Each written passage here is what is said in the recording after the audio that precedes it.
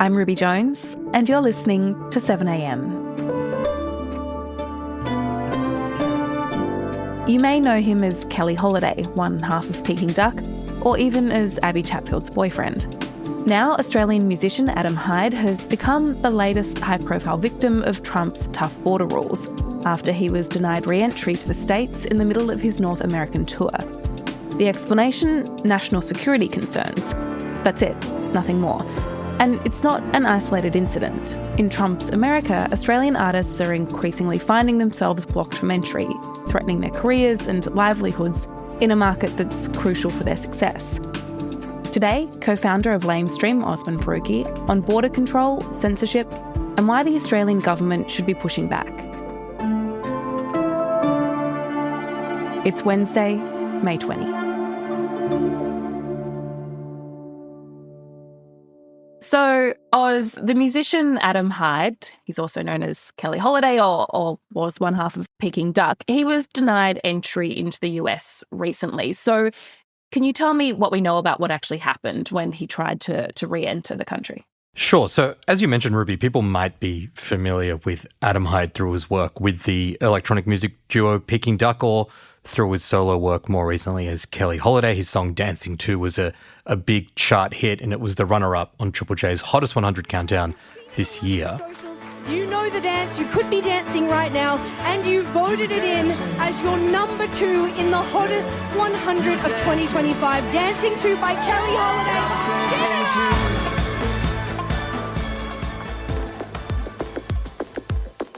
So earlier this month, in May, Adam Hyde was touring throughout North America. He'd done a couple of shows in the US, in LA and Chicago, before heading up to Canada in Toronto for a gig. And he was on his way back to the US after that for a final show in New York City when he hit a problem.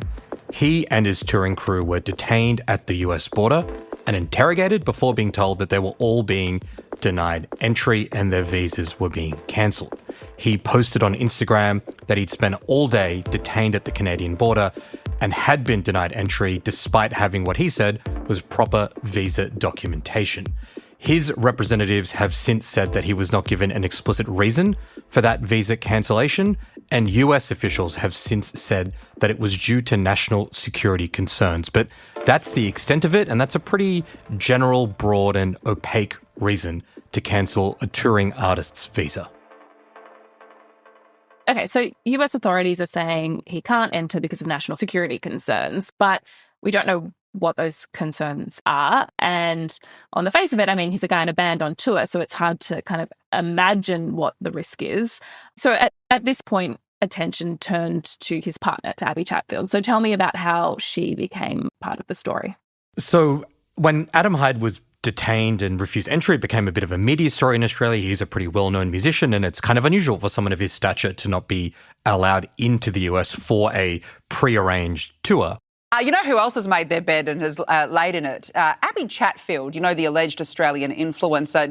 Her and her partner, by the name of, what's his name? Keli Holiday. They're in a world of pain right now. Now, Keli Holiday is It was actually the News Corp-owned outlet Sky News that was the first to link Adam Hyde being denied entry to his partner, Abbie Chatfield. She's very critical of Trump, and she once released a video where she made a joke about Luigi Mangione, the man who allegedly shot and killed a high-profile healthcare executive, linking that incident to Donald Trump. Last night, she once called for gun violence. This is what she said. Americans, when are you going to do it? Why isn't it already done? Every day there's another happening, right? Awful for your country. Awful, right? Why don't we redirect this energy to something else? That link then got picked up by right-wing influencers and activists on social media, and this narrative soon emerged that Adam Hyde had been banned from entering the US because of what his partner Abbie Chatfield had posted. She crosses herself while calling for the assassination of the US president. Oh, yeah, she's holier than thou, clearly. Yeah, look, probably energy would have been better placed elsewhere, Abbie, because, gee, karma. Ooh, it's a good one, isn't it? Got Abbie, and it clearly got Keli as well. Because now there was no clear evidence for that. That was just a conservative media narrative, but Abbie Chatfield then posted an apology on her Instagram account, said that this was a bad joke that she'd made and it was not actually a call to violence. A video that I posted a year ago has come back to haunt me, essentially. And I honestly think that I should address it and apologise for it, because while I do think that it was taken out of context and that the intention behind it has been stripped and warped, I still think that I should talk about it and apologise for it, because honestly, since posting that then led to another deluge of media stories that suggested that the reason why Hyde was locked out of the US was all due to Chatfield's post. But Ruby, that link has not been officially confirmed by anyone. It's not been confirmed by Adam Hyde's team nor US border officials. But the Abbie angle, I guess, became the main media story because it was this simple narrative. It was more polarizing. It involved a high-profile influencer that the media loved to write about, and it became a much more clickable story than the kind of detailed political or immigration border policy rules that led to Hyde's detention and eventual non-allowance into the US. Right. Okay. So we don't know whether or not a social media post made by his partner was a factor. All we're left with, I suppose, is this question of, it's either a total lack of transparency about why you'd be refused entry, or it might be because of something your partner posted. I mean, neither of those scenarios seems good. No, they're not good. That's right. I mean, either we have an Australian artist who, despite being on tour and despite having just played shows in the US, being denied entry for very unclear reasons, or it's because something his partner posted that some US border officials decided was too provocative for him to be let in. It's a pretty concerning situation, I think, for Australians generally and Australian artists on tour in particular. Yeah, let's talk a little more about that. So other Australian musicians who might be planning a tour to the US, they must be worried at the precedent being set here? Yeah, that's right. I mean, organising a tour to the US is pretty expensive and stressful for artists at the best of times. Just a couple of years ago, the US government actually tripled the cost of the visa that musicians need to tour in the country. So it's become pretty tricky just financially for Australians to get over there and perform their shows. And then since the re-election of the Trump government, there's been more and more concerns about the kinds of people who are being let in and the reasons that might be used to not allow certain people entry into the US. Two pretty key arts bodies in Australia, Sounds Australia and Creative Australia, have actually run US visa information programs because of the shifting enforcement practices they say are taking place at the border. I've spoken to a bunch of people in the music industry, very senior figures, who are increasingly concerned and worried about the way that Trump's border regime is operating and the way that's impacting the Australian music industry. And this was all going on before what happened to Keli Holiday. But I think since that incident, every artist, and I think honestly every Australian, should be much more concerned about what might happen to them at the US border. Coming up, should the Australian government be pushing back against this?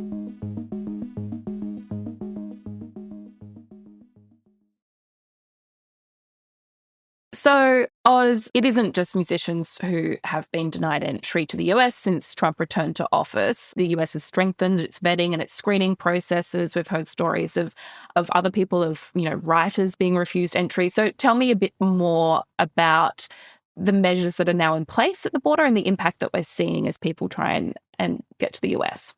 So the most significant measure that has come in under the Trump government is something called social media and contact disclosure. The Trump administration is proposing changing the rules, making people from the 42 countries that don't have to get a visa to enter the country, including Australia, New Zealand and the UK, disclose 5 years' worth of their social media history. Now, and 10 years of email addresses and a lot of information to do with their personal life, including biometrics. Now, the next question is, what are these people looking for? Well, there's also been executive orders that encourage border officials to test for anti-American views. That's very broadly defined. Are you concerned at all that if that's implemented, there would be a decline in tourism next year? And what sort of material do you think is objectionable? We just want people to come over here and safe. We want safety, we want security, we want to make sure we're not letting the wrong people come. Basically, it means that there is a lot of discretion and authority for US border officials to look up what someone might have posted online, determine whether that has been, generally speaking, anti-American, which can be defined as narrowly as anti-Trump, and therefore refuse entry to those people. We've seen a couple of high-profile examples of this just applying to Australians in the last couple of years. The Australian writer Alistair Kitchen said that he was detained at LAX in LA. I was there for 12 hours. The first 30 minutes, the first 45 minutes was spent grilling me about my views on Israel, on Gaza. I spent a lot of time trying to inform them about how I felt about a one versus two state solution. Not the type of questions that you're used to a border agent asking you. Before eventually being denied entry and being sent back to Australia. US government officials say that he wasn't detained for his political views, but we just don't have another reason why he would not have been let into the country. And we do know that the US government is checking for the political statements of people who are coming into the country. It's also happening across the arts. The Australian comedian Alice Fraser said that she cancelled a trip and a tour to the US because she got legal advice that her jokes and her commentary about Trump and Elon Musk could make it much harder for her to enter the US. Right. And so where is the Australian government in all of this? I mean, has DFAT in any of these cases advocated or sought an explanation from the US government? The Australian government doesn't really comment on the way that the US polices its border. And to be honest, part of that, Ruby, is because of the way that we run our own border protection regime as well. We have very, very strict requirements for entry into Australia. And lately, we've been doing a lot of similar things to what is going on in the US as well. Home Affairs Minister Tony Burke has cancelled the visas of a number of high-profile people attempting to visit Australia because of comments they've made online, including on social media. But I do think the Keli Holiday or Adam Hyde incident really raises the stakes for our government. Okay, so why is that? And what can the Australian government actually do? Because, Ruby, as well as being the Home Affairs Minister, Tony Burke is also the Arts Minister. And let's be honest here, Keli Holiday is not some kind of radical, hyper-political musician. He's an electronic artist that sings about love and dancing. And if he's getting denied entry to the US because of comments his partner made or for some other unknown reason, I think that should be setting alarm bells through the music industry and through the government. I mean, one of our biggest musical exports right now from Australia are a band called Amyl and the Sniffers, whose frontwoman Amy Taylor is very explicit about her opposition to Donald Trump. I mean, what happens if they are blocked from entering the US? That obviously would be hugely damaging to their ability to make a living and to promote Australian music. I think we're entering a pretty dangerous new phase for the Trump government. And you ask me, what can the Australian government do? Well, if the US really is our closest ally, as our government keeps saying, I think they've got a responsibility to stand up on behalf of our artists. And I think they can do that even if they want to respect the way that another country operates their borders. They can ask questions, they can provide more resources and support to artists, they can provide financial help given the immense cost it takes to actually go over there and tour. And they can basically ask for an explanation from the US government as to why they are treating Australian musicians in this way. And I suppose the obvious consequence of this is self-censorship of writers, of musicians, of anyone who posts on social media who might want to enter the US. They'd be watching this going, okay, I need to be careful about what I say about a foreign government. I think that's the real reason why the US is operating their border the way that they are right now, as well as the examples of Australians that we've talked about. There have been so many migrants to the US, international students who have been detained or deported because of comments they've made online about Donald Trump, about Charlie Kirk, about Israel, about Gaza. And I think the reason why these rules exist isn't just to police who gets to come into the country. It really is about setting a standard that says you can't talk about these issues. And I think you're totally right that the long-term consequence of that is going to be people who are either in vulnerable situations as migrants or people in high-profile situations, artists, writers, musicians, comedians, all sorts of people who are just too scared to comment on the politics of the day because it's going to deter them from going to the US, which they need to do to make a living. It's not just about a choice. It's not just about going on holiday. The US is a big, important market for creatives of all kinds to tour and to make a living from. And I think, unfortunately, the long-term consequence of these policies is going to be some of the most influential people in the world being too scared to talk honestly about politics, the situation in the US, and what's going on all over the world. Well, Oz, thank you so much for your time. Thanks, Ruby.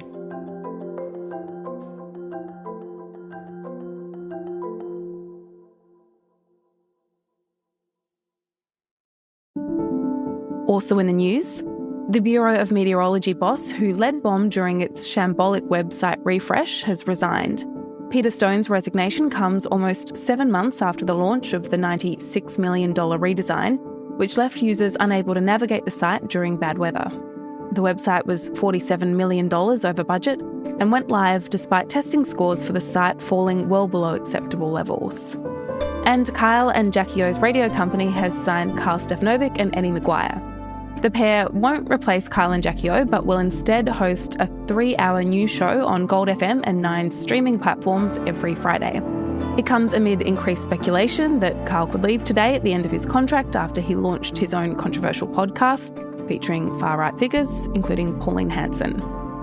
I'm Ruby Jones. This is 7am. Thanks for listening.